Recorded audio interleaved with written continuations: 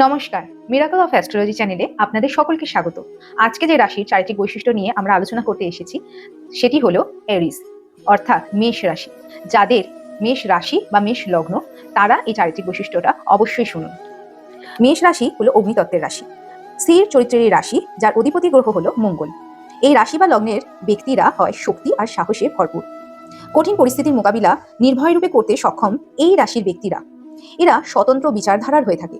উদারতা এতটাই হয় যে তার সাধ্যমতো সকলকে সাহায্য করতে এরা সর্বদা তৎপর। ধৈর্য যেহেতু একটু কম থাকে, তাই এরা যদি জীবনে একটু ধৈর্যশীল হয়ে ওঠে তাহলে কিন্তু চমৎকার হবে। এরা দৃঢ়চেতা ও নির্ভয় হয়ে থাকে। কেউ যদি এদের সাথে শত্রুতা করতে আসে তাহলে তারা বুঝতেও পারে না যে কখন তারা নিজেরাই পরাস্ত হয়ে গেছে। দৃঢ় সংকল্পী ও আত্মবিশ্বাসী, প্রচন্ড রকমের বিশ্বাসী মানুষও হয়।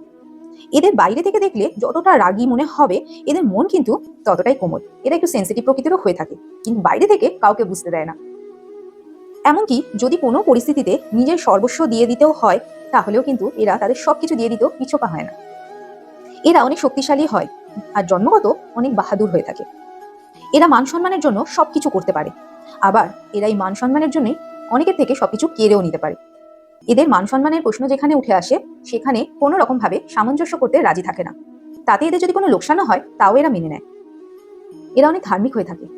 কোনো কিছু পাওয়ার জন্য নিরন্তর প্রচেষ্টা চালিয়ে যেতে পারে, কারণ এরা কিছুটা অসন্তোষ প্রকৃতির হয়ে থাকে।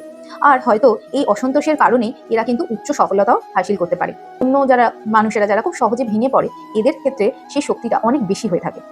এতটাই দৃঢ় সংকল্পী হয়ে থাকে যে যতক্ষণ না সেই অ্যাচিভমেন্টটা এরা পাচ্ছে, ততক্ষণ এরা পরাস্ত হয়ই না। এরা উচ্চাকাঙ্ক্ষীও এই জন্য হয়ে থাকে। এরা নিজেদের শর্ত মেনেই কিন্তু জীবনের পথ চলে। অন্যের শর্ত অনুযায়ী এরা জীবনযাপন করতে ঠিক রাজি থাকে না। এরা খুব ভালো অ্যাথলিট হয়ে থাকে। পুলিশ, সেনাবাহিনীর কাজে বেশিরভাগ এই রাশি বা এই লগ্নের মানুষ হয়ে থাকেন। আবার এরা ডাক্তার বা ডিটেকটিভও হয়ে থাকেন। এছাড়াও জমিজমা সংক্রান্ত কাজ, এছাড়া কনস্ট্রাকশনের আন্ডারে যারা কাজ করে, যারা বিল্ডিং এর ডিজাইনার, ইঞ্জিনিয়ার, এই সমস্ত কিছু যারা করেন, তারাও এই রাশি বা এই লগ্নের অধিকারী হয়ে থাকেন। এরা থিঙ্ক লেস ডু মোর ফিলোসফিতে চলে বলে অনেক সময় যেমন খুব ভালো হয়, আবার এখন করি পরে দেখা যাবে এইরকম হয় বলে এদেরকে অনেক কিছু ঝামেলাও আবার পোহাতে হয়। অ্যারিস অ্যারিস সাইন বোঝায় অ্যাঙ্গার, অ্যাগ্রেশন আর অথরিটিকে। এরা জন্মগত লিডারও হয়ে থাকে।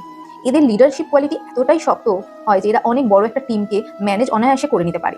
এরা নিজেরাই শুধু কর্মঠ হয় না, অনেকে দিয়ে কাজ করিয়ে নিতেও জানে। এরা যখন কাউকে কথা দিয়ে থাকে তা কোনো অবস্থাতেই পূরণ করে থাকে। এরা জেদি প্রকৃতির হয়।